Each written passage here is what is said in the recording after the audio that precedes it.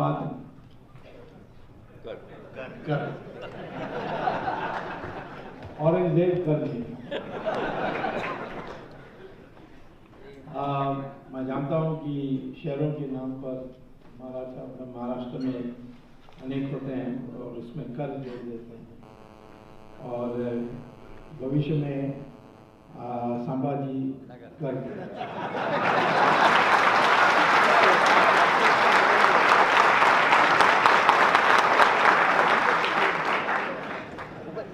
मिलिंद जागीरदार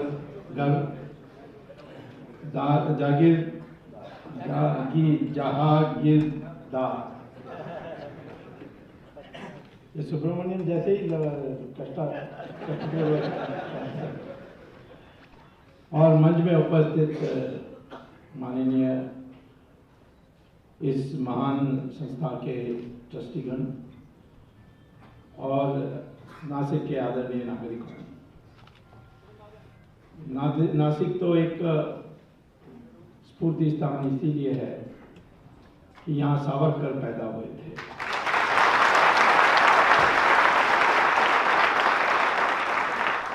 और उनके त्याग के बारे तो सबको पता है, किंतु उनके साथ क्या अन्याय हुआ उसके बारे भी अब भविष्य में जब नए फाइल्स खुलेंगे तब बात करता है।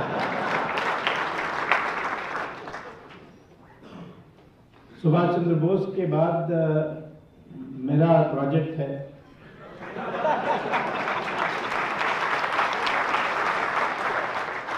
कि अमेरिका में और इंग्लैंड में जो आई विटनेस रिपोर्ट्स छपे थे उसके अनुसार गांधी के शरीर में 4 गोली थे।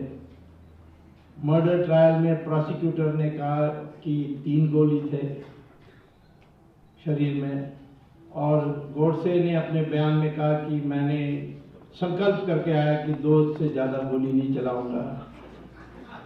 तो ये फर्क क्यों हुआ? क्योंकि इसके कहने पर पोस्टमार्टम या ऑटोप्सी महात्मा गांधी के शरीर पर नहीं हुई, और इस मिस्ट्री के पीछे बहुत बड़ी कहानी है जो निकलने वाली है। उसके लिए आपको 2 साल इंतजार करना पड़ेगा। तो सावरकर को मैं प्रणाम करते हुए मैं अपनी वक्तव्य शुरू करता हूँ।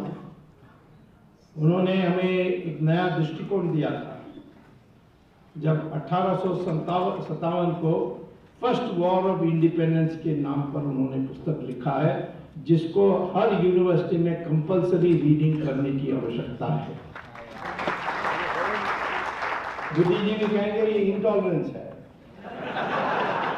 बट ये आवश्यक इंटॉलरेंस है। तो इसीलिए क्योंकि अभी तक जो आपको पढ़ाई गई हमारे इतिहास के बारे, कल के बारे, आज के बारे, वो भविष्य में कल के बारे फिर होना नहीं चाहिए। इस दृष्टि से मैं अपने विचारों को रखना चाहता हूं।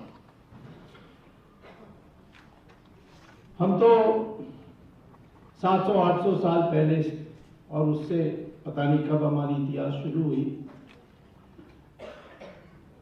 निश्चित तौर पर जो नक्षत्र हैं पुराण में जिसका जिक्र, उसके अनुसार महाभारत 5000 साल से ज्यादा है, रामायण 7000 साल से ज्यादा है, ऋग्वेद का तो कोई अंत ही नहीं है। और इसीलिए ये एक लंबा संस्कृति की देश है। यूनेस्को ने एक बार सारी संस्कृतियों का विवरण बनाई थी और उसमें गिनती में 46 संस्कृति उन्होंने उल्लेख किया, और इस 46 संस्कृतियों में उन्होंने देखा कि 45 गायब हो गए। ग्रीस चले गई, रोम चले गई, इजिप्ट की संस्कृति चले गई, मेसोपोटामिया, बेबीलोन, ईरान, ज़ोरास्ट्रियन की ईरान, सब संस्कृति समाप्त।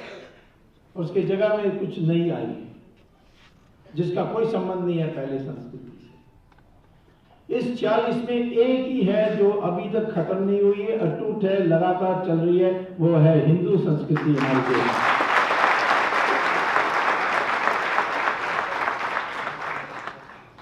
मैं इसको हिंदुस्तानी संस्कृति कहने के लिए तैयार हूं, यदि मुसलमान मान ले कि उनका पूर्वज हिंदू है, यदि वो कहे कि मेरा पूर्वज गोरी और गजनी है, तो फिर मैं कहूंगा हमारी देश हिंदू संस्कृति का देश है। परंतु मैंने देखा है कि मुल्ला को छोड़कर अधिकांश 95% मुस्लिम इस बात को स्वीकार करने के लिए तैयार हैं कि उनका पूर्वज हिंदू है।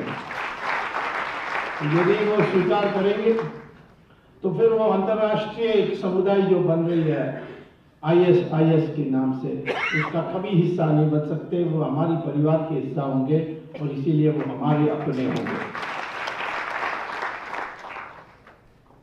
हमारी संस्कृति, हिंदू संस्कृति ये थी कि कोई भी हमारे देश में जुड़ता है उसको अपना मानते हैं।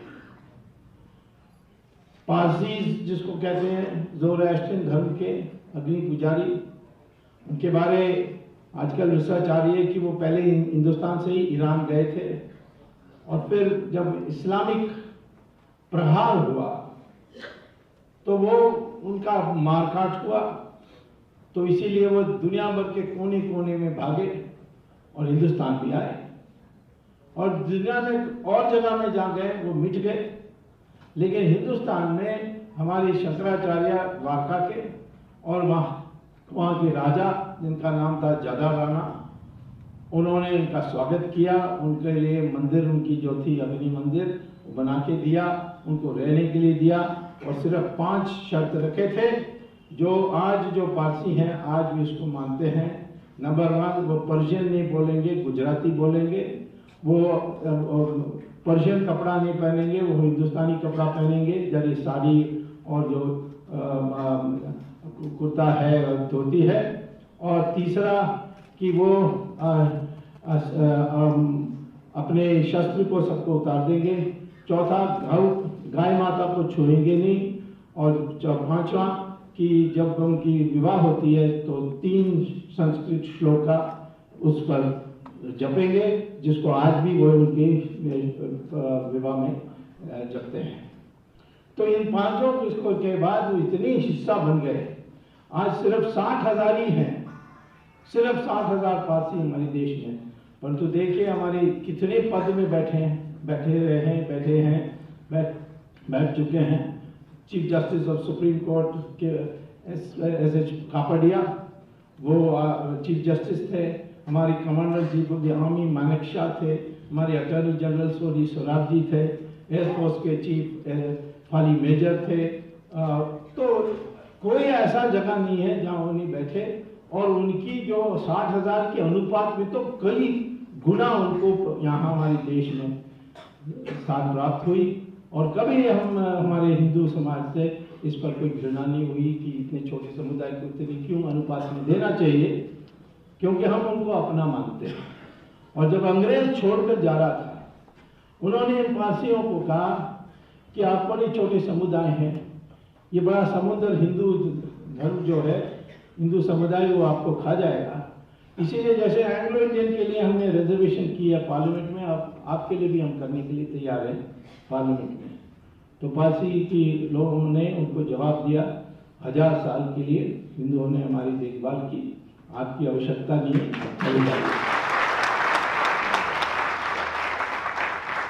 इसी प्रकार से यहूदी, जूस जिसको कहते हैं, वो दुनिया में उनका मारकाट होते रहा। आखिर में इजराइल बना। उनके लोग जब हमारे देश भाग के आए, उनको हमने स्वागत किया, उनको कोचीन में और बम्बई में उनको हमने उनकी सिनागॉग जो उनकी मंदिर है उसको बना के दिया और हमारे समाज में रहे। अभी एक जनरल जिनकी जो देहांत हुई थी, जेकब, वो उसी समुदाय के थे। उन्होंने ही हमें बांग्लादेश के लिए, उन्होंने बांग्लादेश की जो मुक्ति हुई, वो उनकी आखिर में जो उनकी योगदान है उसको अभी तक लिखा नहीं है। जब हमारी फौज ढाका की तरफ जा रही थी, तब रशिया के दबाव बहुत जबरदस्त आई इंदिरा गांधी पर कि अमेरिका के जहाज आ रही है, हम लोग आपको पूरा समर्थन नहीं कर सकेंगे, तो इसीलिए ढाका को मत कब्जा कर लिए, वहीं रुक जाइए जहाँ है। तो इंदिरा गांधी ने मानेक शॉ को कहा था कि इस जेकब को बोलो आगे ना बढ़े, और जेकब को पता लग गया कि ऐसा संदेश आ रहा है, तो उसने वो टेलीप्रिंटर में पानी डाल दी ताकि कोई मैसेज नहीं आ सकेगी, और जापा की जो उन्होंने और नियाज को जो गिरफ्तार की वो उनकी योगदान थी। और पाकिस्तान का कंप्लेंट क्या था, ये जानबूझकर इन्होंने जेकब को भेजा क्योंकि वो यहूदी थे और इसीलिए हमारी मुसलमान की भावना पर चोट पहुंचाने के लिए उन्होंने जेकब को भेजा। बाद में जेकब बीजेपी में शामिल हुए, हमारे गवर्नर बने, उनको सम्मानित करने की आवश्यकता है और होगा भी।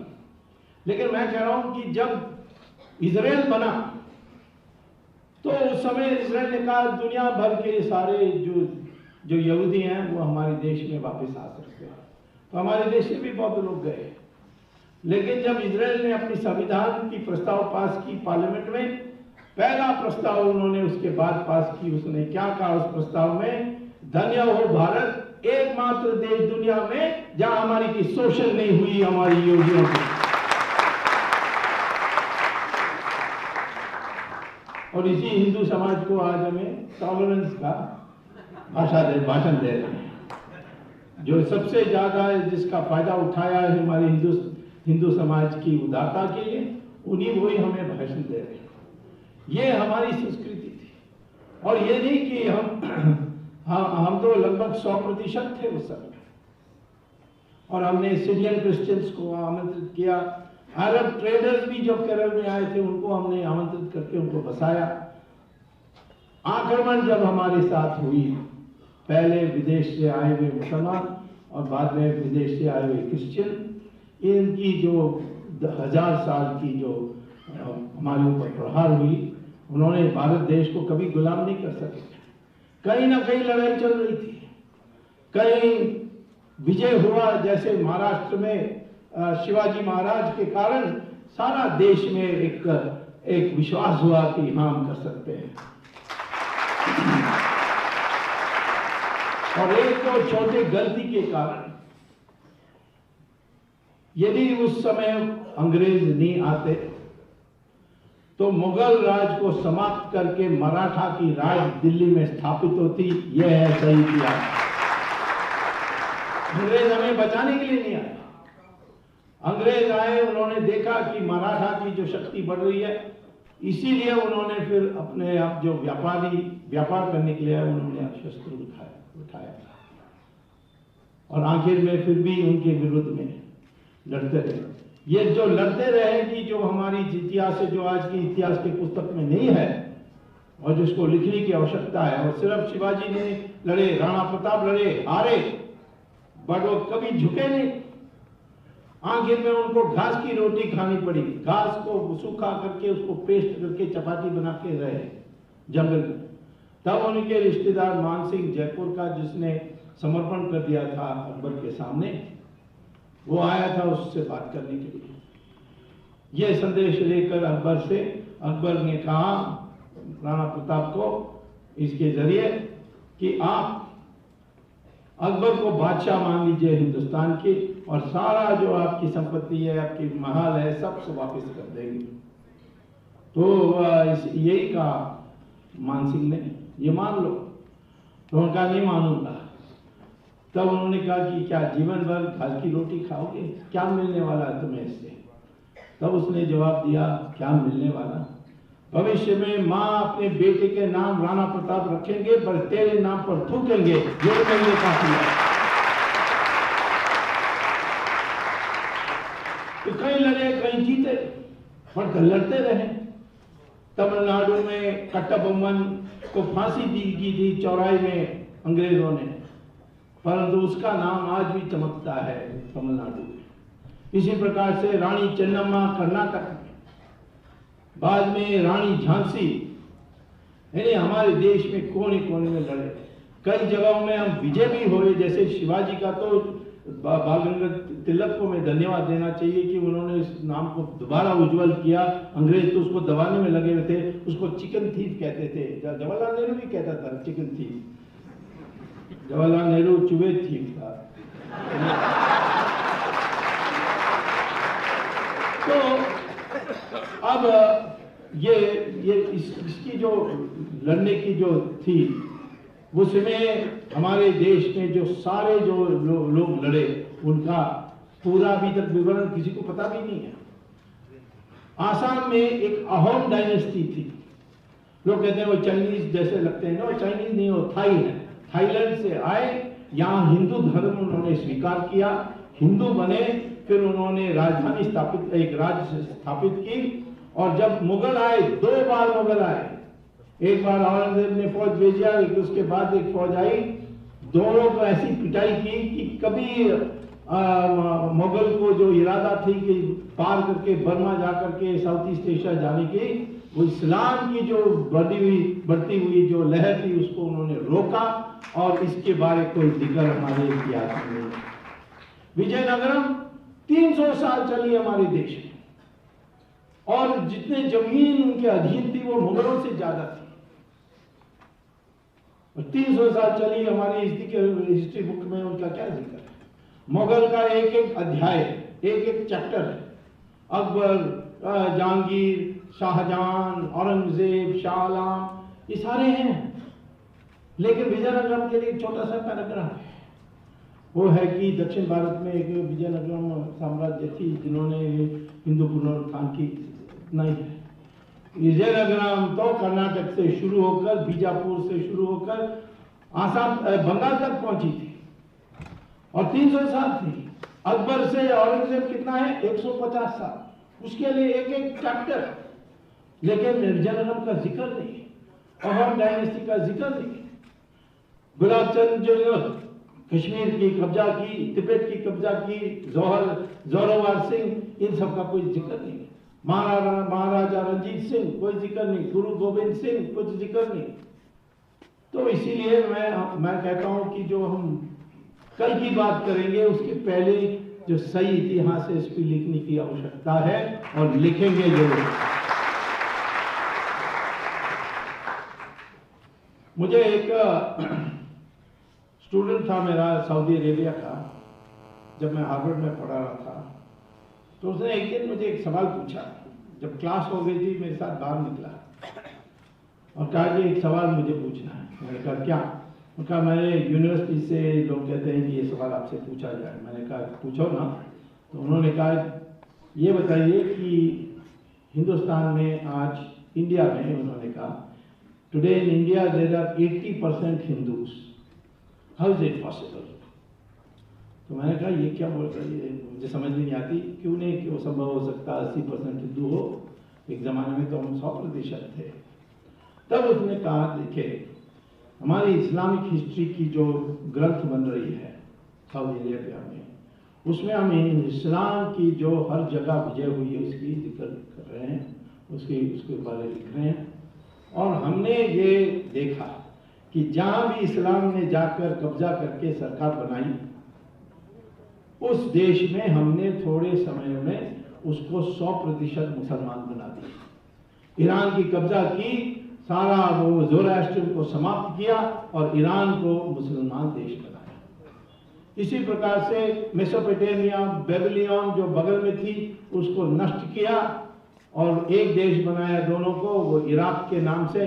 100% मुसलमान। कितने साल में? सिर्फ 17 साल में। ईरान 15 साल, इसके लिए 17 साल।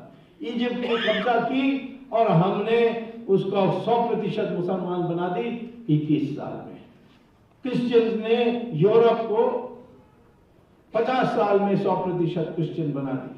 और हिंदुस्तान में 800 साल मुसलमान, 200 साल क्रिश्चियन, और अभी भी आप 80% हिंदू है। इसके पीछे क्या? इसके पीछे यही है, लड़ते रहे, कभी झुके नहीं। और इसीलिए 1947 में हम उस समय 80% प्लस थे, और 80% को, अब इस 80% को कैसे हम संगठित करें कि ताकि हमारी संस्कृति भविष्य में मिट ना जाए। तो ये हमारी आज जो कल की जो संदेश है वो आज की है। याद रख लीजिए, हमने सिर्फ आर्थिक दृष्टि से हम यानी कामयाबी या सफलता पाई नहीं। हम तो दुनिया के सबसे ज्यादा यानी हाईएस्ट पर कैपिटल इनकम के थे। कब तक थे? 1300 AD तक, माने आज से 700 साल तक पहले। आज से 700 साल पहले हम दुनिया के सबसे समृद्धशाली देश थे। इसके सबूत कहाँ है? चाइना से आए थे फासियन, युआनचांग, वास्को ड गामा पोर्चुगल से आए। ये सारे लोगों का जो लिखी हुई ग्रंथ है उसमें साफ लिखा है कि सबसे समृद्धशाली देश है वो हिंदुस्तान है, और दूसरे लोग कहीं नहीं थे हमारे मुकाबले। मैं जब हार्वर्ड में पढ़ रहा था तो वहाँ एक बड़ी सरोवर है, उसमें म्यूनसिपैलिटी ने एक सड़क लगाई थी, तो वॉकिंग के लिए बहुत अच्छा था, तो सब वॉक के लिए जाते। वहाँ एक साइन बोर्ड खड़ी थी, लगी हुई थी, उसमें लिखा था हियर स्टूड, यहाँ खड़ी थी एक फैक्ट्री जिसका नाम, एक कंपनी की फैक्ट्री जिसका नाम था ट्यूडर आइस कंपनी, और नीचे लिखा था ये ट्यूडर आइस कंपनी आइस यानी बर्फ बेचती थी हिंदुस्तान, इंडिया को वो ट्रेड करते थे मैसेच्यूसेट्स से। तो मैंने सोचा ये बड़ी विचित्र है, 1636 में बर्फ भेज रहे हैं हिंदुस्तान, ये कैसा हो सकता है? तो मैंने गूगल में देखा तो पुस्तक मिला, तो उसको मैंने अमेज़न से ऑर्डर किया और पढ़ा। तो क्या निकला उसमें कि हर साल जहाज ले करके मैसेच्यूसेट्स से उस समय के जो अमेरिकन पॉपुलेशन थी वो भेजते थे, और वो कांचीपुरम तमिलनाडु में आकर डॉक करते थे और फिर सामान खरीदते थे, हमारी मिर्च मसाला, हमारे कपड़ा, हमारे जो भी कुछ उनके पास नहीं है वो खरीदते थे, और उसको भर भर के वापस ले जाते थे। सोना में वो उसको पेमेंट करते थे। एक दिन कांचीपुरम का राजा, माने वो चोला डायनेस्टी का था, वो भी एक बहुत बड़ा लंबा डायनेस्टी हमारी थी, वो 2000 साल चली। उस चोला का डायनेस्टी के राजा ने इनको बुलाया और पूछा कि इतने देर बार बार आप आते हैं तो संतुष्ट है ना? तो उन्होंने कहा बिल्कुल संतुष्ट है, एक ही बात पर दुख है। कहा क्या है दुख तुम्हारा? तो उन्होंने कहा कि हम खाली जहाज से आते हैं, यहाँ भर भर के ले जाते हैं, आप भी हमारे से कुछ खरीद लीजिए। तब उसने कहा मैं क्या खरीद सकता हूँ आपसे, यहाँ तो हिंदुस्तान में तो सब पैदा होती है, तो कौन सी चीज़ आप पैदा करते हैं जो नहीं कुछ भी आप सोचिए। तो उन्होंने कहा कि देखो, मैं तमिलनाडु में मैंने कभी बर्फ नहीं देखा, हिमालय में बर्फ है परंतु इसके लिए दूर जाना होता है। मैंने सुना कि आपके देश में बर्फ आकाश से गिरती है सर्दी में, तो यदि वो बर्फ लाएंगे तो मैं उसको खरीदने के लिए तैयार हूँ। तो जब विंटर में वो सरोवर फ्रीज हो जाती थी तो सॉडस्ट लगा करके फिर काट काट के उसको फिर सॉडस्ट में भर के जहाज में रखकर 10,000 के मील की दूरी में वो आकर हमारे देश में आइस बेचते थे, और ये आइस 40 साल के लिए बेचा। ये था हाल अमेरिका का उस समय, और ये था हाल हमारी इंडिया का। तो मैं आपसे कहता हूं कि फिर हम गिरे क्यों? हम गिरे अनेक कारण से। हमारी बीच में फूट थी, वो भी एक कारण था। जैसे जयचंद ने अपने दामाद को उसने धोखा दे दिया, और भी इधर उधर की कहानी थे, और मूल कारण शुरू में ये नहीं था, ये मोहम्मद गोरी ने बताया।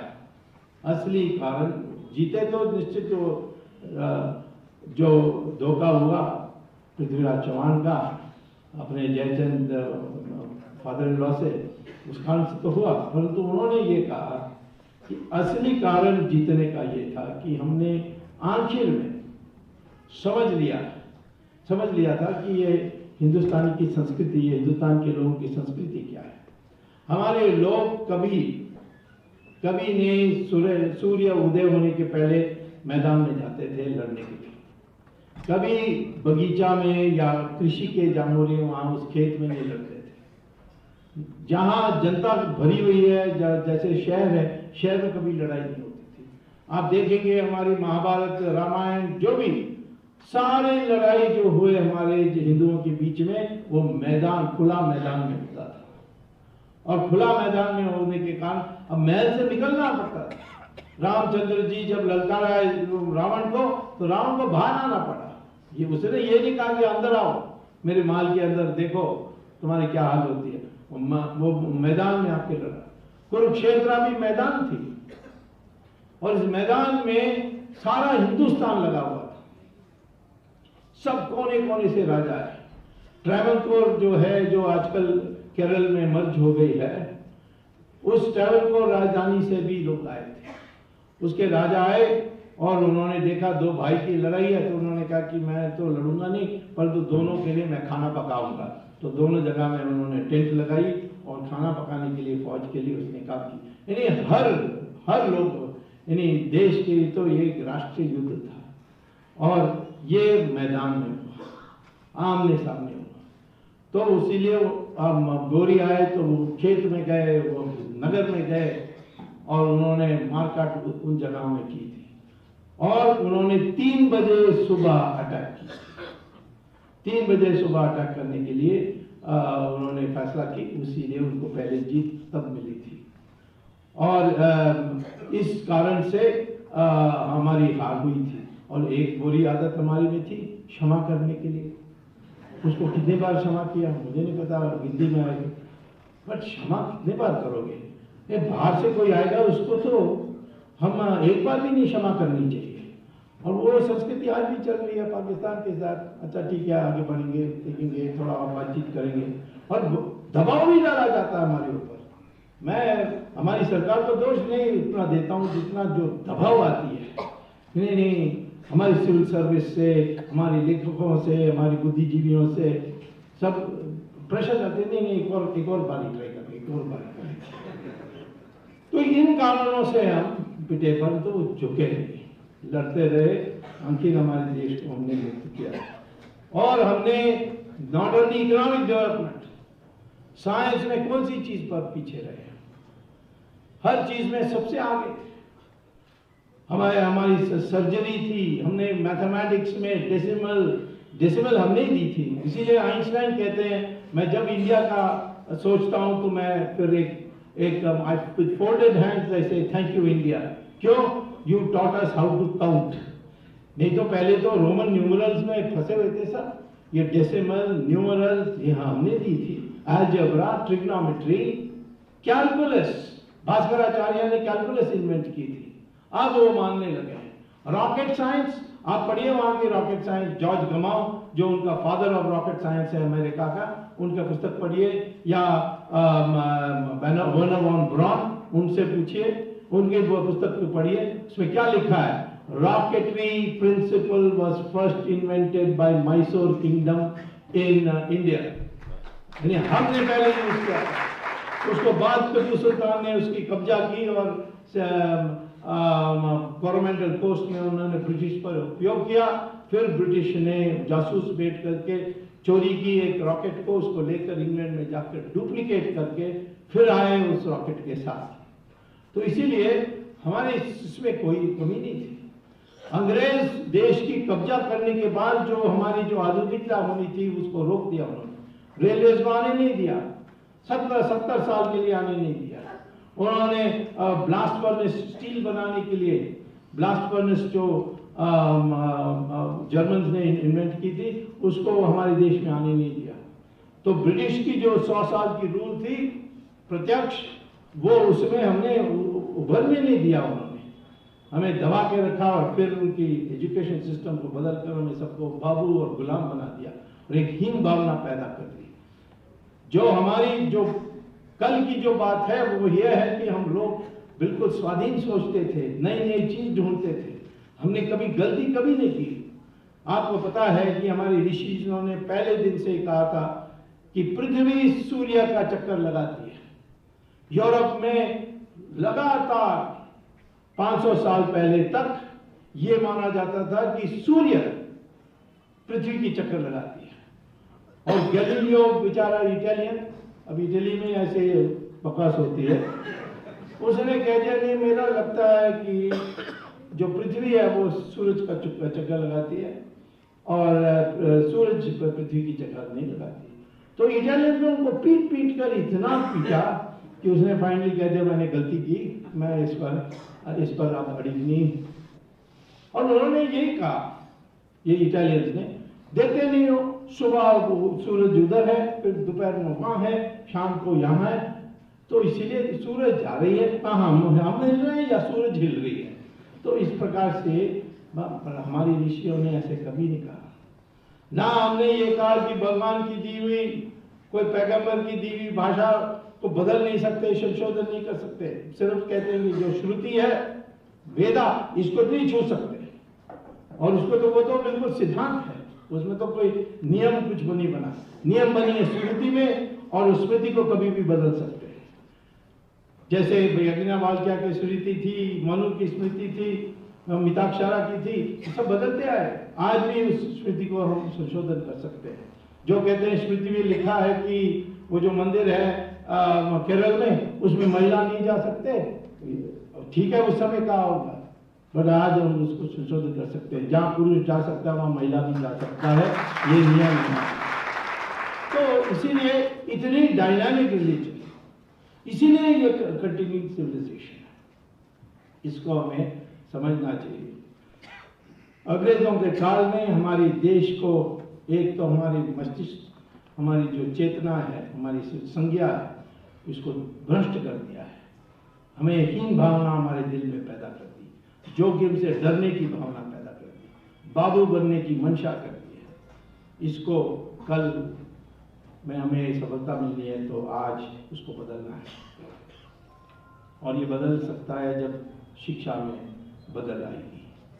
और हमें ये जानना चाहिए कि हमारी जो आज तक हमने नीति अपनाई है, सब हमारे देश के अनुकूल नहीं थी।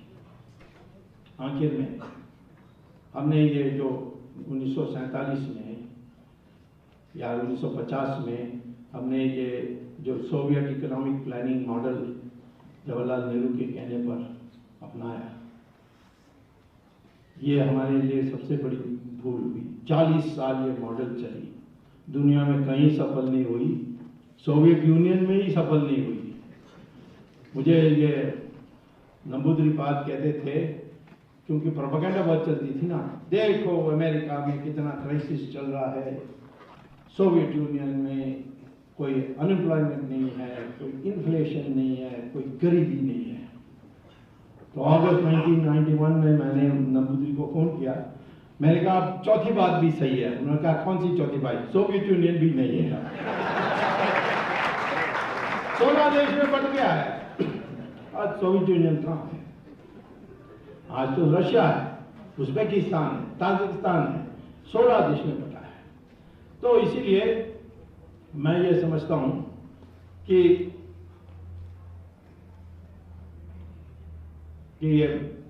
हमें जो आज जो भी है, ये सारी हमारी पॉलिसी की गलती है, और वो गलती जवाहरलाल नेहरू की जिद के कारण था।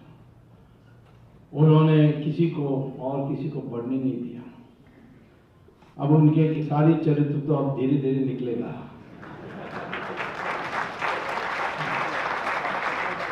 बट चंद बातें मैं बता सकता हूं।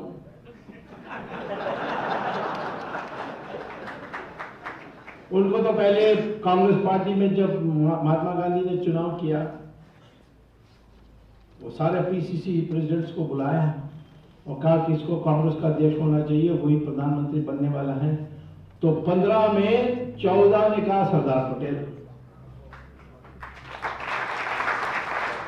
एक ने कहा जवाहरलाल नेहरू, और वो भी आचार्य कृपलानी, जिसको महात्मा गांधी ने बुलाकर हाथ जोड़कर कहा कि सारे 15 कह देंगे तो मेरा नाम कट जाएगा, तो कम से कम एक तो जवाहरलाल नेहरू का नाम ले लें। फिर उन्होंने मनवाया जवाहरलाल नेहरू सरदार पटेल को कि तुम ही कह दो कि नहीं नेहरू को बनना चाहिए, और पटेल त्यागी थे, उन्होंने मान लिया। तो प्रधानमंत्री बने जवाहरलाल नेहरू, और उस एक साल में महात्मा गांधी इतने दुखी हो गए कि उन्होंने फैसला कर दिया कि ये नहीं होगा ठीक।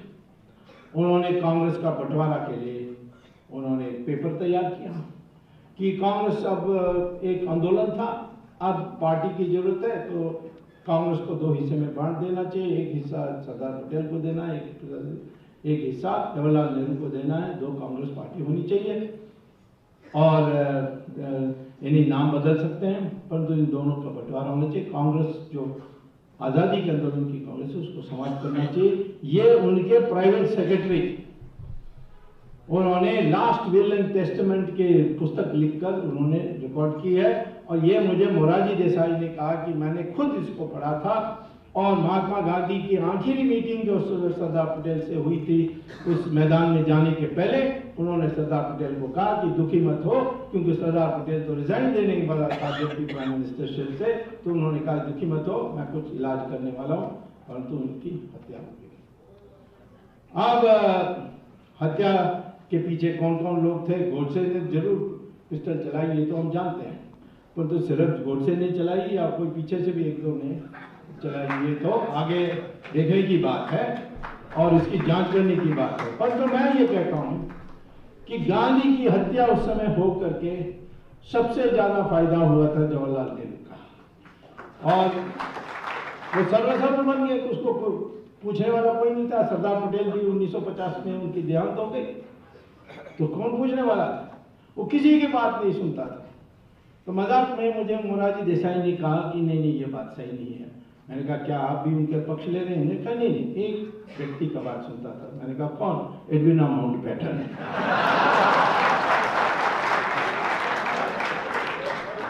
और देखिए कश्मीर का क्या हाल करके गए।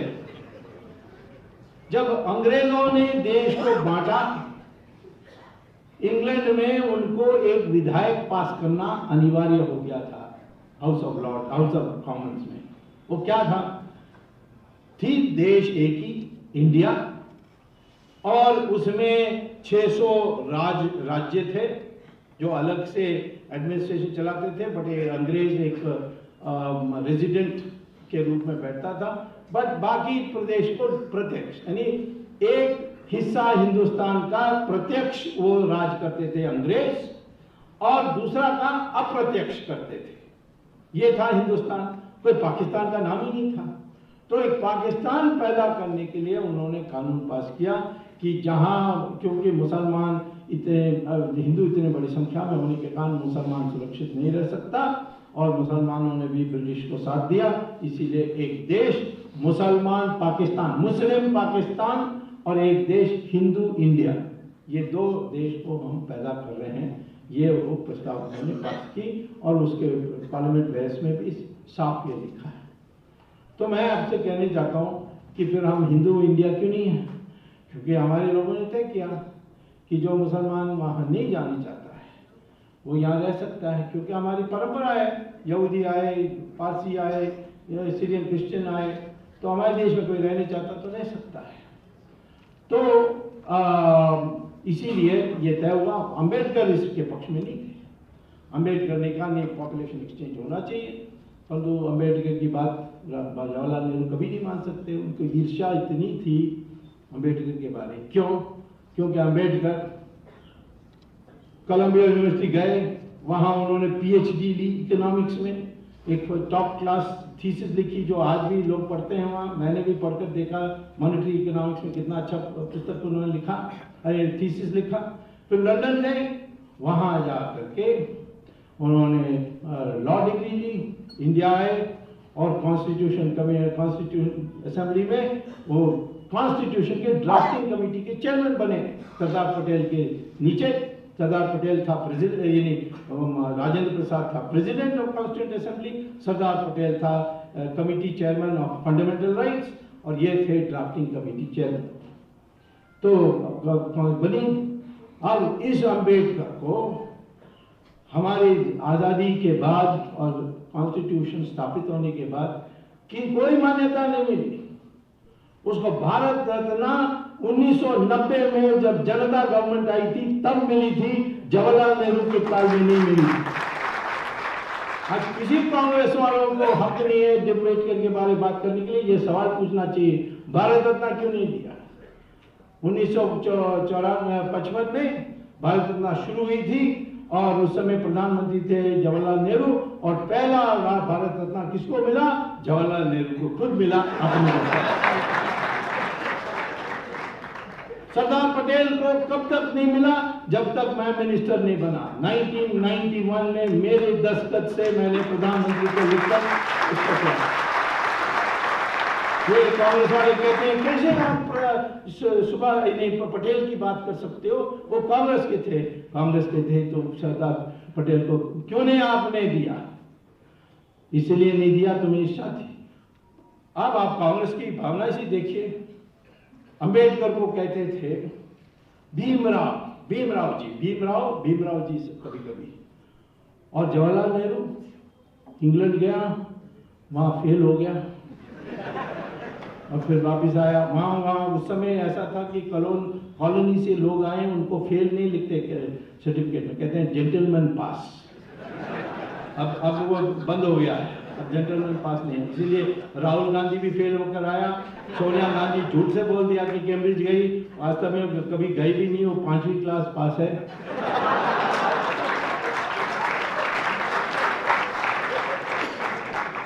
वो आए हिंदुस्तान वापस, और कांग्रेस वाले क्या कहते हैं? जवाहरलाल नेहरू जो फेल होकर आया, पंडित जवाहरलाल नेहरू। ये कौन सा पंडित है? पंडित है तो अंबेडकर पंडित कह सकते हैं।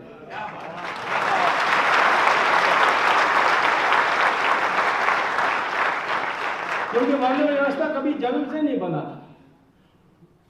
श्री कृष्ण भगवान गीता में साफ कहते हैं कि ये गुण से, ये डिवीजन ऑफ लेबर था, और डिवीजन ऑफ लेबर में जो ज्ञानी और त्यागी थे उनको ब्राह्मण कहते थे। अब जवाहरलाल नेहरू ना ज्ञानी था ना त्यागी था, वो किसी बात पर त्यागी नहीं था। उनकी बात तो कहते भोगी था।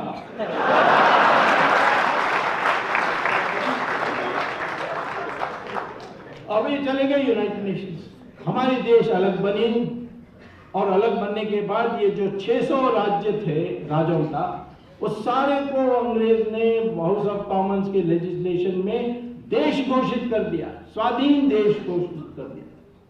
और सरदार पटेल ने बैठ के एक से साम दाम भेद दंड का उपयोग करके उन्होंने इस 600 में 500 से लिखवा लिया इंस्ट्रूमेंट ऑफ एक्सेशन, जो ब्रिटिश की बनाई हुई दी थी कि हर देश, हर राज्य जो राजाओं की देश है, वो उनके काल में उन्होंने बनाई थी अपने फायदा के लिए।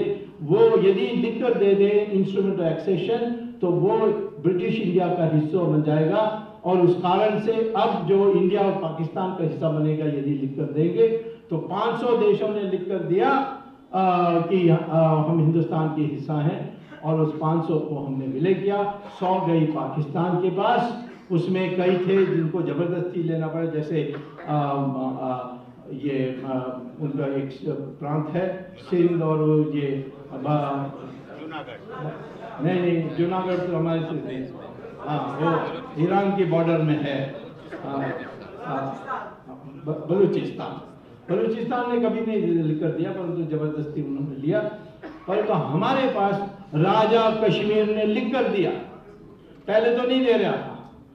फिर जब पाकिस्तान ने फौज भेजी तो डर के मारे भाग के आया, सरदार पटेल से मिला कि मैं आप फौज भेज दो। उन्होंने कहा मैं कैसे फौज भेज सकता हूँ, आप तो इंडिया का हिस्सा नहीं है, जब तक इंडिया का हिस्सा नहीं बनेंगे मैं नहीं फौज भेज सकता हूँ।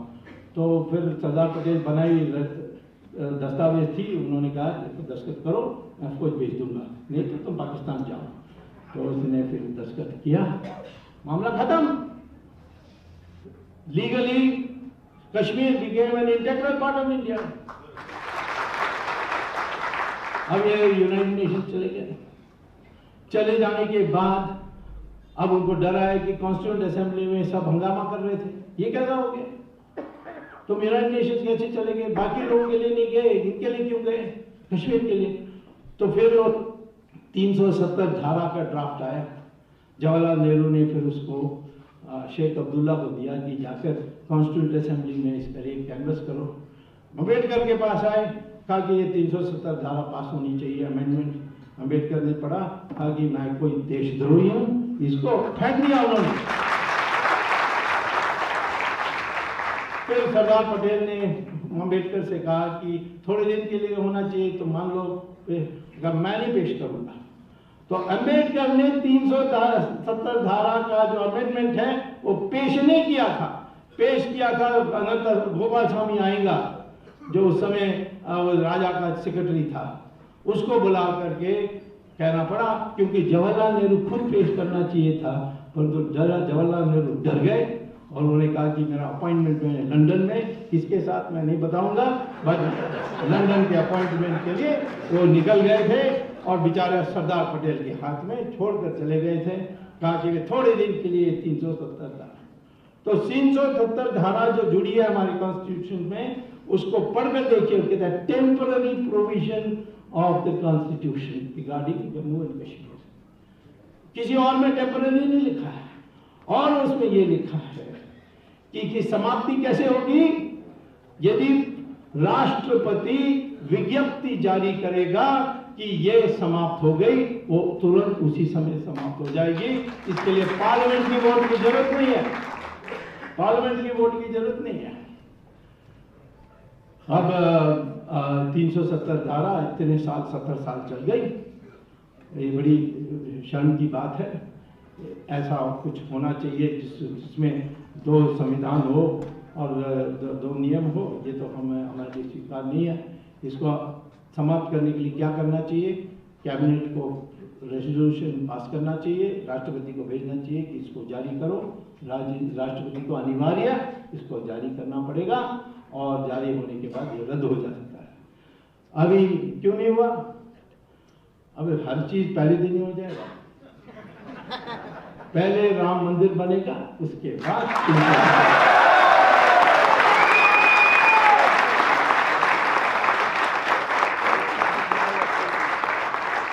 हमें 40 साल के लिए सारे इकोनॉमिस्ट, अमर्त्य सेन, ये सारे जो लोग हैं जो देश छोड़कर अब भाग गए हैं और अमेरिका में बस गए हैं, उन्होंने ये कहा कि इस देश कभी 3.5% से आगे तेजी से बढ़ नहीं सकती। 1990 में मैं आया था, तब तक मुझे ये सारे कंडेम करते थे, ये अमेरिकन एजेंट है, ये मार्केट का है, ये व्यापारी का दोस्त है। इस प्रकार से मैंने स्वदेशी प्लान एक बार लिख दी और जनसंघ ने उसको पेश कर दी पार्लियामेंट में। और इंदिरा गांधी, उस समय में पार्लियामेंट में, मैं तो नया आया था, हार्वर्ड से छोड़कर आया था, मैं तो पार्लियामेंट में नहीं था, बट अटल बिहारी वाजपेयी ने उसको पेश किया। इंदिरा गांधी ने, उस समय फाइनेंस भी उसके हाथ में थी मोरारजी देसाई की रेजिग्नेशन के बाद, तो इंदिरा गांधी एक दिन पढ़कर आई, पढ़ना नहीं कोई सिखाया होगा खुद पढ़ने के लिए, वो भी फेल, नेहरू परिवार में सब फेल हुए, एक भी पास नहीं। तो वो दूसरे दिन आई और कहा कि ये ऐसा पुस्तक लिखा है, और उसमें उसने कहा कि 10% ग्रोथ रेट हो सकता है, जब अमर्त्य सेन और ये वो सब ने कहा कि 3.5 से कभी ज़्यादा नहीं हो सकता है हिंदुस्तान की इकोनॉमी में। और उसने कहा कि एटम बम बन सकता है, ये क्या पागल है, एटम बम बनेगा तो हमारी इकोनॉमी खत्म हो जाएगी। और वो कहता है कि विदेश से भीख नहीं मांगनी चाहिए कर्जा के लिए। ये सारा ये कहाँ से आया हुआ है, सेंटा क्लॉज है, उसने कहा कि गिफ्ट दे रहा है सबको, इसको गुमराह हो गई जनसंघ, ये सब कहकर कहा कि बड़ी खेद की बात है, ऐसे व्यक्ति IIT में फुल प्रोफेसर इस कम उम्र, उस समय में 28 साल था, और उस कम उम्र में बन गया, और इसके लिए हमें बड़ी खेद है। दूसरा दिन क्या हुआ, मुझे नौकरी से हटा दिया, और मैं प्रोफेसर 5:30 बजे मुझे चिट्ठी आती है कि 5 बजे से तुम प्रोफेसर नहीं हो। मैंने डायरेक्टर से पूछा ये क्या फुल प्रोफेसर है, परमानेंट है, ये कैसा हो सकता है? उनका ऊपर से ऑर्डर आई है, तो मैं कोर्ट जाना तो जाओ। मैं कोर्ट गया, 22 साल के बाद कोर्ट ने मुझे रीइंस्टेट किया, और मैं वापस गया। वापस जाकर मैं एक दिन के लिए मैं प्रोफेसर रहा, रिजाइन किया और कहा मेरा पुराना तनख्वाह सब 22 साल का गया, और तो अभी तक नहीं दिया, क्योंकि मैं 18% इंटरेस्ट मांग रहा हूँ, और जितना देरी करते हैं उतना ज्यादा मिलेगा। अभी तो कोई जल्दी नहीं है मुझे पैसा के लिए। और इस बीच में जनता पार्टी सरकार आ गई, मैं जनसंघ में MP बना, और फिर जनता पार्टी बने और लोकसभा के MP बनकर आया। मोरारजी देसाई प्राइम मिनिस्टर हुए, तो उनका मेमोरी तो बहुत तेज है। उन्होंने कहा कि तुम पहले प्रोफेसर होते थे ना? मैंने कहा हाँ। IIT क्या हुआ उस प्रोफेसर? मैंने कहा निकाल दिया इंदिरा गांधी ने। अच्छा, तो मैं तुम्हें बोर्ड ऑफ गवर्नेंस का मेंबर बनाने वाला हूं। मैंने कहा बोर्ड ऑफ गवर्नेंस, वो सारे बदमाश लोग जिन्होंने मुझे निकाला उनके बीच में मुझे बैठना होगा? उन्होंने कहा चिंता मत करो, उन सबको निकाल दूंगा। और 5 साल के लिए बोर्ड ऑफ गवर्नेंस था।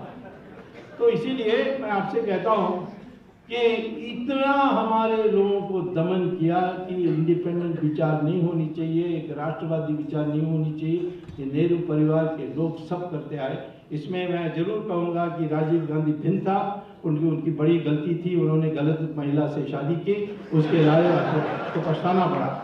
परंतु वो आदमी एक राष्ट्रवादी था, उसने दूरदर्शन में रामायण दिखाई, सारा पार्टी खिलाफ, उन्होंने कहा नहीं दिखाऊंगा।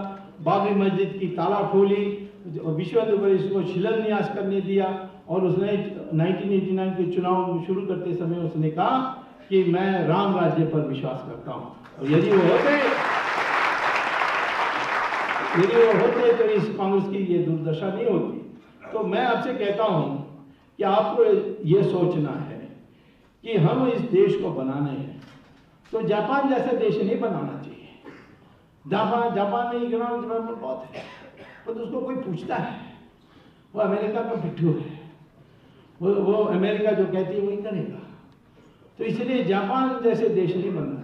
हाँ, समृद्धशाली देश बनना है निश्चित, लेकिन हमें अपने देश की जो प्रभु सत्ता है और जो पुरुषार्थ है और जो वीरता है और जो विराटता है, इसको भी प्रकट करने की आवश्यकता है। और हम शांत हो, मतलब ऐसा शांत नहीं हो कि दूसरे लोग इसका दुरुपयोग करें। शिव भगवान के साथ तो जो सांप है ना, वो एक दिन शिव भगवान को कहा कि सब जब आपके भक्त आते हैं मुझे देख के डर जाते हैं। तो उन्होंने कहा कि हाँ तुम तो काटते हो, तो इसीलिए लोग डरते हैं। तो फिर उन्होंने कहा मैं क्या करूँ, सिर्फ जाकर बाजार में तुम खड़े वहाँ चले जाओ और ऐलान करो कि अब से मैं कभी काटूंगा नहीं किसी को, तो सब ठीक हो जाएगा। तो थोड़े दिन देखा कि ये सांप वापस नहीं आया, तो शिव भगवान निकले देखने के लिए क्या हो गया। तो रास्ते में जंगल था, वहाँ देखा ये एक सांप पड़ा हुआ है, जख्म होकर, तो उसकी बुरी हालत और लेटी हुई है। तो उन्होंने पहचान लिया है, अरे तो मैंने क्या हुआ, उसने कहा। तो उन्होंने कहा कि आप ही ने कहा कि बाजार में जाकर बोलो कि मैं किसी को काटूंगा नहीं, और इसलिए सारे बच्चे लोग लाठी लेकर मुझे मारने लगे कि अब तो तुम काटेगा नहीं तो हम मारेंगे तुम्हें। तो मैंने कहा ये मूर्ख, मैंने कहा कि बोलो काटूंगा नहीं, पर कभी ये नहीं कहा कि तो मैं हिस्स नहीं करूंगा। हो गया, उसको क्या फूका लेगा। तो इसीलिए हमारे देश समय समय पर ये करना चाहिए अपनी ताकत दिखाने के लिए। और तालिका में ठीक कहा कि हमारे ऊपर दर्द है, तो उस दर्द को उनको महसूस करने के लिए उनको भी दर्द देना चाहिए। तो वो वही सही पॉलिसी है। तो इसके लिए एक मंशा चाहिए। हमारी मंशा को भ्रष्ट कर दिया अंग्रेजों ने, और जवाहरलाल नेहरू काल में इसको और थोड़ा सीमेंट हो गया है। तो इस मंशा में नए दृष्टिकोण से सोचने की आवश्यकता है। कल उज्जवल होना है, हम बन सकते हैं जैसे जापान बन गई है, फॉरेन इन्वेस्टमेंट लाएं, ये लाएं, अमेरिकन के कंपनीज खुलवाएं, ये सब कर सकते हैं, पर तो उससे हमारे देश की शान नहीं बनेगी। हमारे देश की जो संस्कृति है उसकी कर्तव्य हम पालन नहीं कर सकेंगे। ये तो हमारी संस्कृति को ही भ्रष्ट कर देंगे और हमें सबको अंग्रेज बना देंगे। इन्हीं दिखने में नहीं पर संस्कार में अंग्रेज बना देंगे और उनके सामने झुकने की। पर जापान को देखिए, किसी बात पर यूनाइटेड नेशन में अकेला बात कर सकते हैं, नहीं कर सकते। तो इसीलिए हमारी मंशा क्यों बदलना है। लोग कहते हैं हम 120 करोड़ लोग की जनता है, हमें क्यों डरना चाहिए।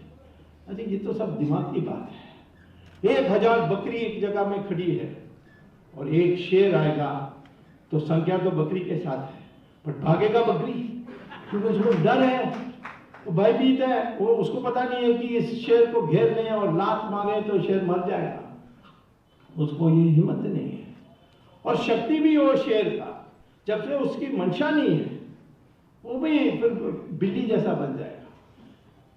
चले जाइए आप सर्कस में, अब क्या देखेंगे सर्कस में, एक पिंजड़े के अंदर 5 तगड़े सिंह, लायन सिंह होंगे और वो उनको खाना पीना सब अच्छा होगा, और फिर ये बैठे रहेंगे और एक दुबला पतला रिंग मास्टर अंदर आएगा और वो फिर दरवाजा बंद करके पिंजरे के अंदर कहेगा, अच्छा आप ऊपर चढ़ो।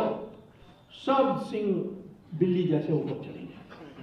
फिर वो कहेगा मुंह खोलो, सब मुंह खोलेंगे और वो अपना गर्दन एक एक के मुंह में रखेगा और सब ताली बजाएंगे जो दर्शक लोग आए।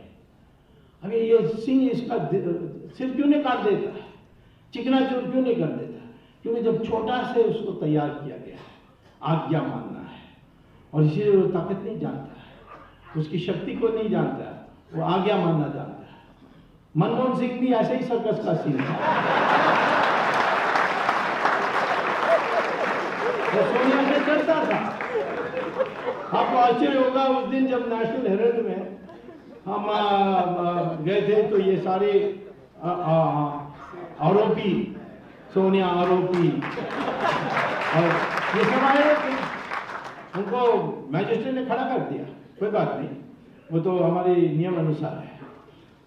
और सारे कांग्रेस के प्रमुख लोग आ गए और आया आखिर में एक मनमोहन सिंह, उसके लिए कोई कुर्सी नहीं दे रहा, कोई हेलो नहीं कह रहा है।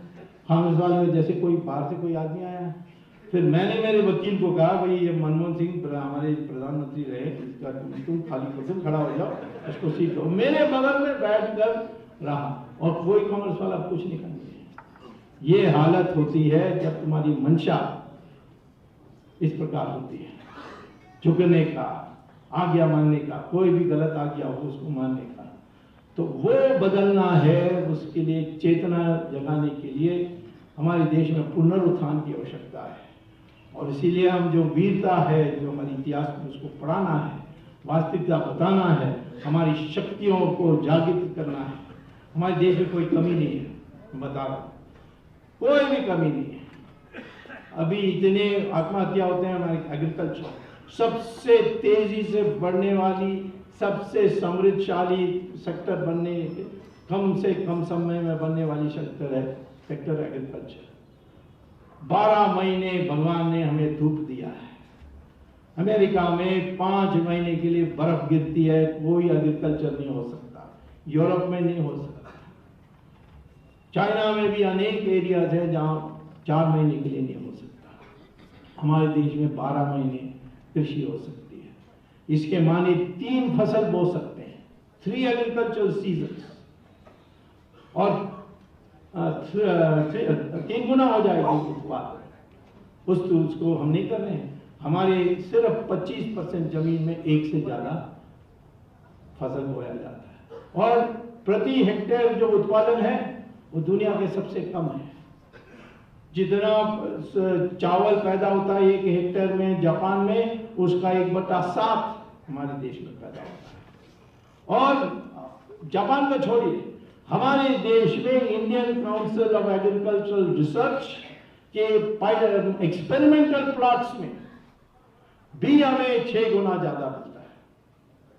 जिस हमारे देश में सिर्फ पानी, पेस्टिसाइड, फर्टिलाइजर, ये सारी चीज के प्रबंध कर दो या ऑर्गेनिक फर्टिलाइजर लगा दो, जो भी, परंतु ये व्यवस्था करोगे तो आपको 6 गुना मिल सकती है। इसी में हर चीज में ये है। हमारे देश में 150 मिलियन माने 15 करोड़ गाय है, औसत में दूध 200 लीटर। इजराइल में गाय है, उनकी जो दूध है औसत में 11,000 लीटर दूध मिलती है। 11,000, क्योंकि ठीक से खिलाते हैं, सब देखभाल करते हैं। यहाँ कोई नहीं देखभाल करता है, क्योंकि हमारी गरीबी के कारण, हमारी परंपरा, इतिहास जो है उसके कारण, उसको तो ठीक करना है। और ये तो संविधान में भी लिखा है कि गाय की रक्षा करनी है और गाय की हत्या को बंद करनी है। और आपको कहता हूं कि यदि हम इजराइल एवरेज इंडिया में लाएं, 15 करोड़ गाय 11,000 लीटर दें, तो मैं नासिक कर दूध में तैर के आने पड़ेगा मुझे, गाड़ी से नहीं। इतनी दूध होगी हमारे। और दाम कितना है? आज की दूध की दाम भी यूरोप के तुलना में 1/10 है। इसको क्यों नहीं दूध की निर्यात करें? क्योंकि हमारे पास पैस्चराइजिंग प्लांट नहीं है, हमारे पास पैकेजिंग प्लांट नहीं है, हमारे जल्दी से फ्रेट भेजने की नहीं है। नासिक से भेजना तो यहाँ एयरपोर्ट ही नहीं है, बम्बई जाओ, बम्बई के लिए रेलगाड़ी में जाओ, ये सब तो वो वहाँ से खरीदते नहीं हो, कहते नहीं नहीं तुम्हारा क्वालिटी पर डाउट है। ये सब सरकार व्यवस्था बहुत आसानी से कर सकती है। और दूध का एक्सपोर्ट करो। चावल का दाम कितना है जापान की तुलना में 1/6, साउथ अफ्रीका के तुलना में 1/6, और गेहूं का दाम अमेरिका के तुलना में 1/4। तो क्यों नहीं एक्सपोर्ट कर रहे हैं? कोई व्यवस्था नहीं है। गाय मांस का एक्सपोर्ट करने में बहुत तेज है, क्योंकि उसमें सब्सिडी मिल रही है, 13 प्रकार की सब्सिडी मेरे हाथ में होते हैं। तो गाय हत्या बंद करने के लिए एक ही कुशल रास्ता है, ये सारे 13 सब्सिडीज को बंद कर दो, कोई नहीं एक्सपोर्ट करेगा, तो लाभ नहीं मिलेगा। तो ऐसा हमारे देश में कोई चीज की कमी नहीं। हमारे लोग इतने बुद्धिशाली हैं क्योंकि हमारी परंपरा है, ज्ञान प्राप्त करना हमारी परंपरा थी। वो विदेश में जाते हैं और वहाँ चमकते हैं, कोई गूगल का हेड हो गया, कोई माइक्रोसॉफ्ट का हेड हो गया, तो सारे प्रोफेसर बन जाते हैं। तो इसी प्रकार से यदि वहाँ के वातावरण बन सकते तो हमारे देश की वातावरण क्यों नहीं बन सकते? बन सकते हैं, उसके लिए व्यवस्था होनी पड़ेगी, हमारी शिक्षा प्रणाली उस प्रकार होनी चाहिए। आज तो वो बाबू की मेंटालिटी है। हमें ये कहना चाहिए कि हमारे देश की जो कमियां हैं उसको दूर करने के लिए नया यंत्र तैयार करो। जैसे पानी की झगड़ा हो रही है अभी तमिलनाडु और कर्नाटक की कावेरी में, दोनों के लिए पानी नहीं है, जितना पानी दोनों मांग रहे उतना नहीं है, तो झगड़ा होते रहती है। अब पानी की कैसे कमी हो गई? समुद्र है दोनों तरफ, बे ऑफ बंगाल, अरेबियन सी, नमक हटा करके आप डिसैलिनेशन करिए तो जितना पानी चाहिए मिलेगा। और मैंने जयललिता को कहा कि 4 ही लगाओ, 4 डिसैलिनेशन प्लांट, इतनी पानी मिलेगी कि कावेरी के उल्टे रास्ते से कर्नाटक को पानी भेजने के लिए आपके पास पानी हो जाएगा। लेकिन वो झगड़ा करना पसंद करते हैं, उसमें वोट मिलती है, तो पानी की कमी नहीं। और कई नदियां हैं जो फ्लड होता है उसका, गोदावरी, कृष्णा, और कई हैं जिसमें पानी नहीं है, जैसे वाईगाई है मदुरई में, उसमें पानी ही नहीं है। तो सारे जो नदियां हैं उसको लिंक कर दो, इससे इतनी एम्प्लॉयमेंट पैदा होगी और ये सारे जो पानी है वो सब डिस्ट्रीब्यूट हो जाएंगे, तो देश के एग्रीकल्चर 25% बढ़ेगी। मैं तो ये कहानी बताते जा सकता हूँ, उसको करना है।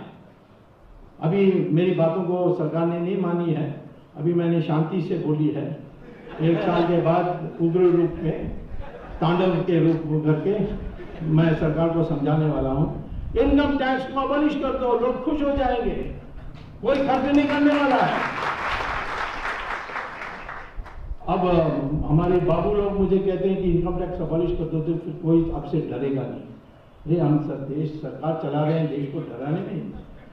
हम ये बात तो सही है, किसी को नियंत्रण में लाना है तो 4-5 इनकम टैक्स इंस्पेक्टर भेज दो, वो सारे ठीक हो जाएंगे। ये चिदम्बरम करता था, वो तो जेल जल्दी जा रहा है। एयरसेल मैक्सिस, नार्कोटिक्स, कई चीजें हैं। जितना दिन वो जेल में रहेगा मैं समझता हूँ कि वो वर्ल्ड रिकॉर्ड होगा, गिनीज बुक का वर्ल्ड रिकॉर्ड में उसको शामिल करने में। महाचोर, उसने जितनी दुष्टता की है, वो जो समझौता एक्सप्रेस के लिए उसको कभी नहीं मान सकता, देशद्रोही है, उसको तो निश्चित जेल जाना। तो मैं अब तो कहता हूँ कि ये जो माइंडसेट है, ये मुझे उस समय भी बताया था जब मैं इकोनॉमिक रिफॉर्म्स के लिए ब्लूप्रिंट तैयार किया, कि जब फिर कोई नहीं पूछने वाला होगा, सारे इंडस्ट्री सरकारी दफ्तर आना बंद कर देंगे और आपको नियंत्रण रखना मुश्किल हो जाएगा। परंतु नरसिम्हा राव को क्रेडिट देता हूँ कि उन्होंने साहस की। क्रेडिट तो चलेगी मनमोहन सिंह को, कोई बात नहीं, आखिर में ये फाइनेंस मिनिस्टर होकर इतनी परिवर्तन लाए, परंतु प्राइम मिनिस्टर होकर कुछ भी नहीं ला सके। तो इसी से लोग समझने लगे कि इसने उस समय भी कुछ नहीं किया था। ये नरसिम्हा राव और मैं बैठ के रोज करते थे कि ऐसा करना चाहिए। तो नरसिम्हा राव की दोष क्या थी, क्यों कांग्रेस पार्टी उसको मानती थी? क्योंकि 1991 में जब चुनाव हुए थे उसमें मैं उस समय मंत्री था चंद्रशेखर सरकार में, लॉ मिनिस्ट्री मेरे हाथ में थी। हमने चुनाव को 4 हिस्से में बांटा था और मैंने ये तय किया कि पुलिस की व्यवस्था करने में ये आसान होगा। तब राजीव गांधी की हत्या हुई जब 3 हिस्सा कंप्लीट हो गए थे। चौथा हिस्सा में वो जो जिसको कहते हैं करुणा के जो भावना आई लोगों में इसकी हत्या के बाद, उससे कांग्रेस की सारी 100% सीट मिल गई थी, पर तो वो पर्याप्त नहीं था, वो कम पड़ गया।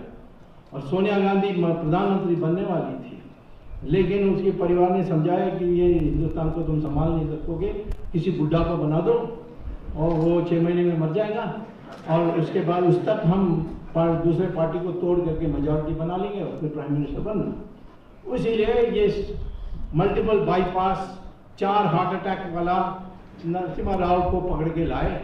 वो लेटा हुआ था हैदराबाद में, उसको उठा के लाए और उसको शपथ दिलाई और प्रधानमंत्री बनाया, और जैसे प्रधानमंत्री बने इसका स्वास्थ्य सुधरने लगा।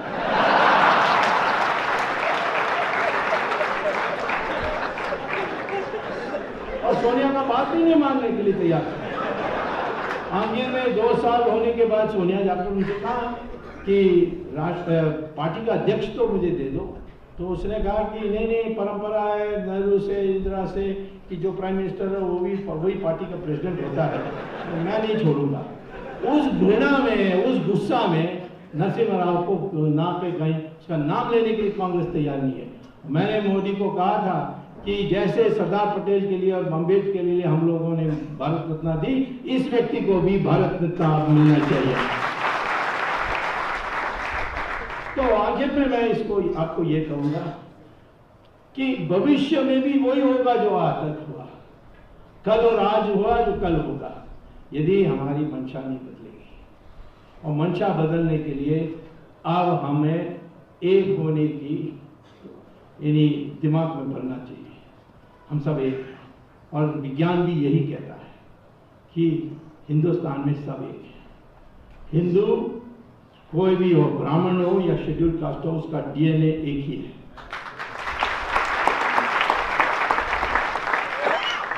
राज ठाकरे के डीएनए और यूपी टैक्सी वाला का डीएनए दोनों एक है।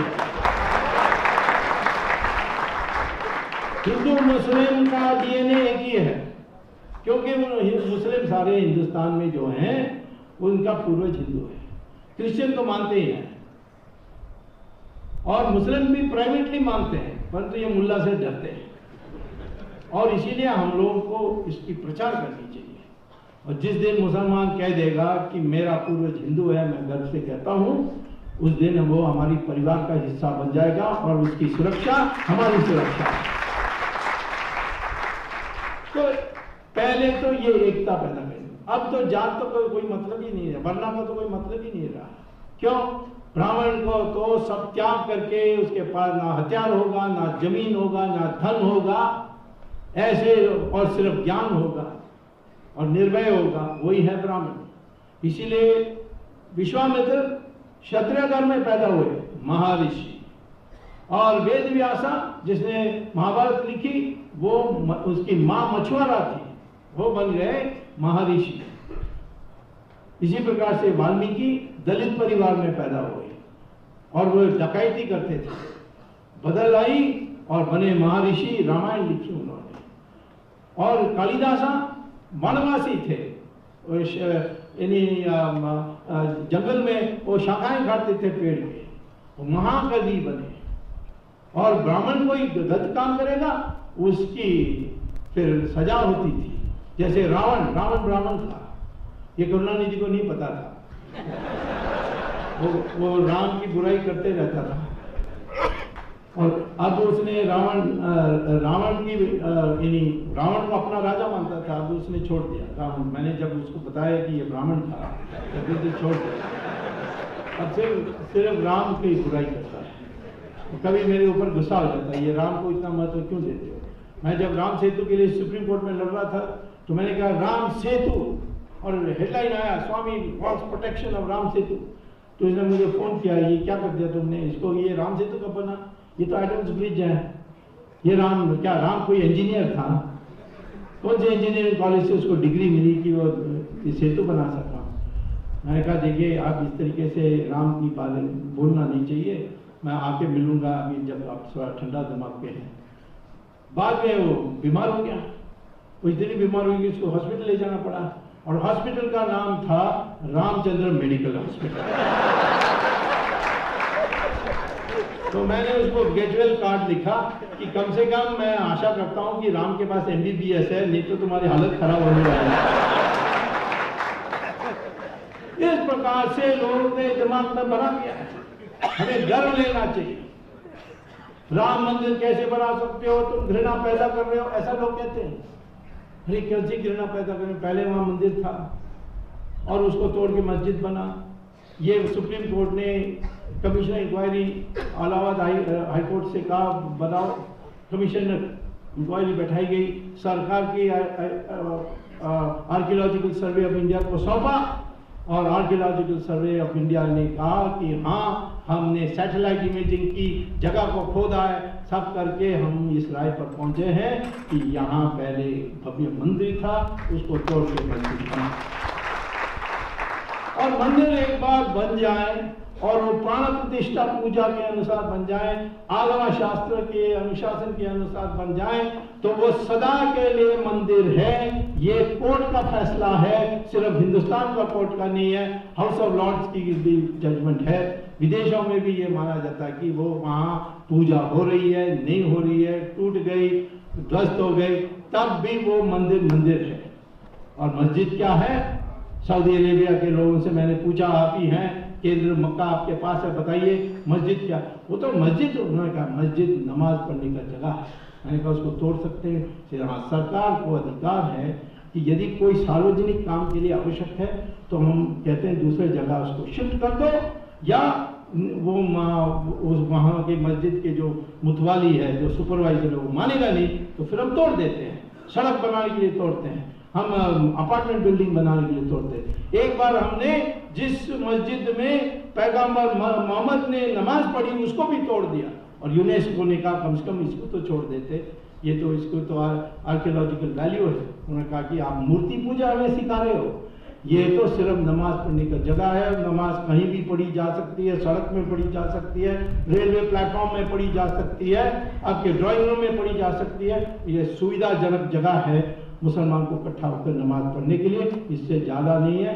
और यही प्रैक्टिस है टर्की में, यही प्रैक्टिस है कतार में, यही प्रैक्टिस है सब मुसलमान देशों में, पाकिस्तान सहित, जिसमें मस्जिद के लिए, सार्वजनिक कार्य के लिए यानी उसको शिफ्ट किया जा सकता है या उसको तोड़ा जा सकता है। जिसने तोड़ा उनके ऊपर केस चल रही है, वो तो दूसरी बात है। मतलब आज सरकार ये फैसला करे और ये मैं सुप्रीम कोर्ट में जाकर बहस करने वाला हूँ कि एक तरफ प्राण प्रतिष्ठा पूजा और दूसरे तरफ सऊदी अरेबिया से मैं चिट्ठी लेकर आऊंगा और मैं प्रस्तुत करूंगा और कहूंगा कि मस्जिद और मंदिर बराबर नहीं है। और मैं मुसलमान को भी कहता हूं, महाभारत मत हमसे मत कराओ, शिक्षा सीखो हमारे इतिहास से। कृष्ण भगवान ने जब सेना आर पार सामने सामने खड़े थे, तब भी वो गया था दुर्योधन के पास। कृष्ण भगवान ने कहा कि तुम राजधानी रख लो और 5 गांव दे दो। उस अहंकार और घमंड में उसने कहा नहीं, वो क्या सुई के ऊपर जो जगह है वो भी मैं दे दूंगा। उसके बाद महाभारत हुई। तो मैं आज कहता हूं कि 3 मंदिर छोड़ दो, 40,000 में 3 मंदिर छोड़ दो, मथुरा कृष्णा, अयोध्या राम और काशी विश्वनाथ के वाराणसी।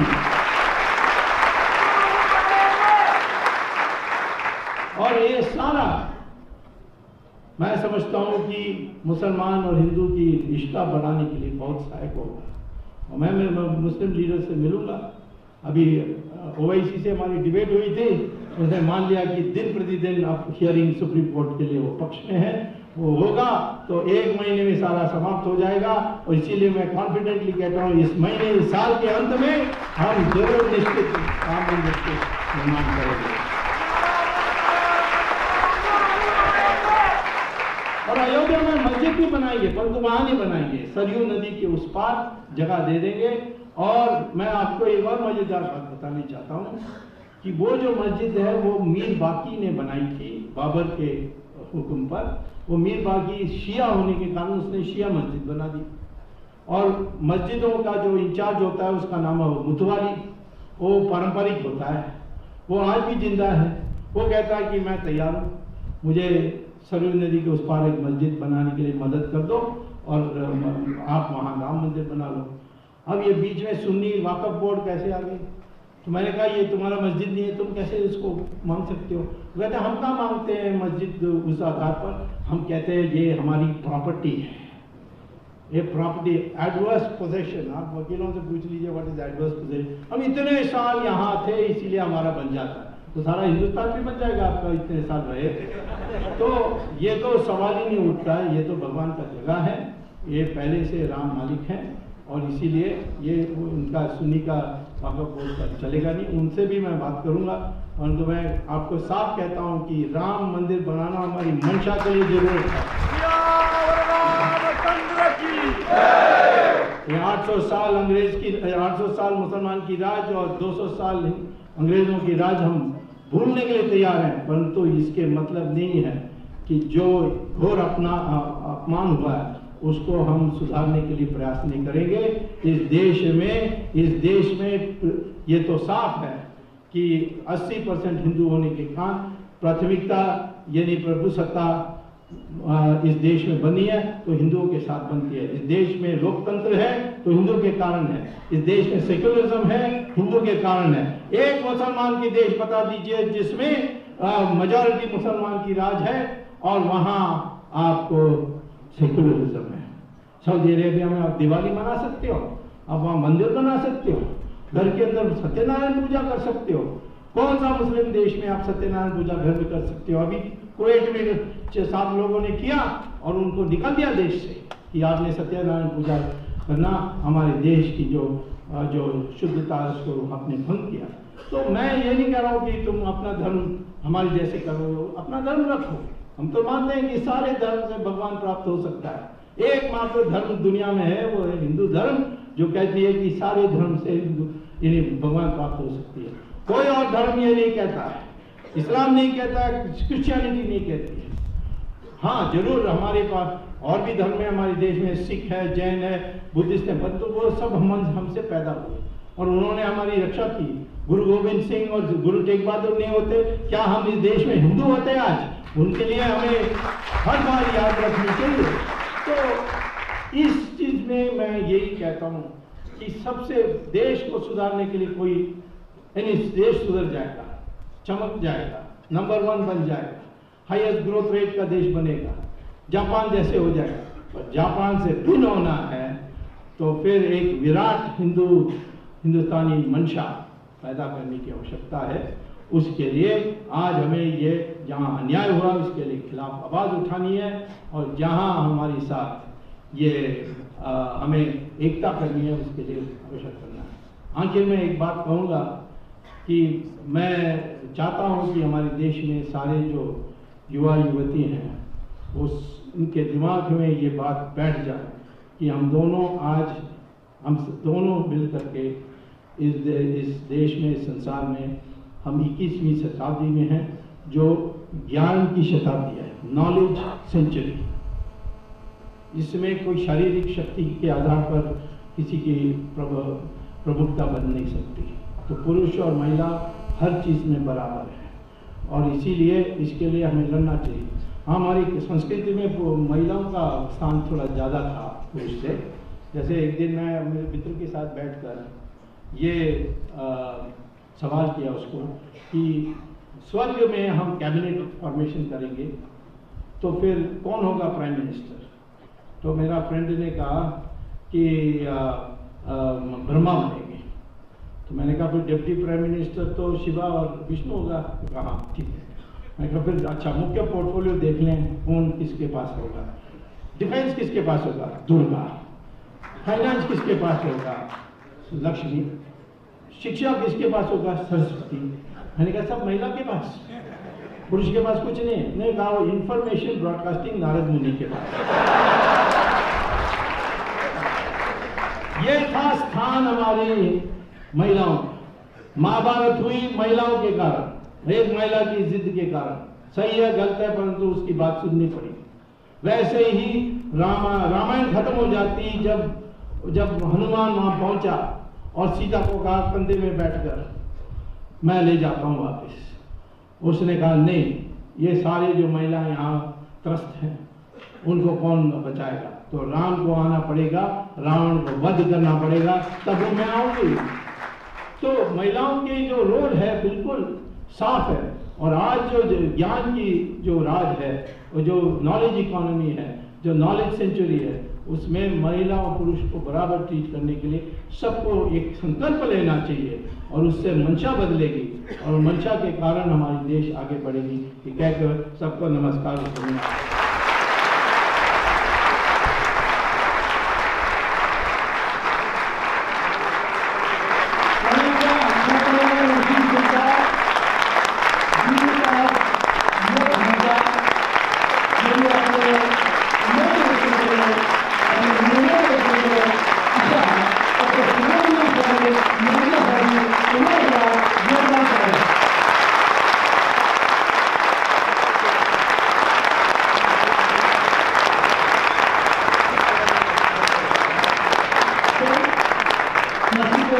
खुश है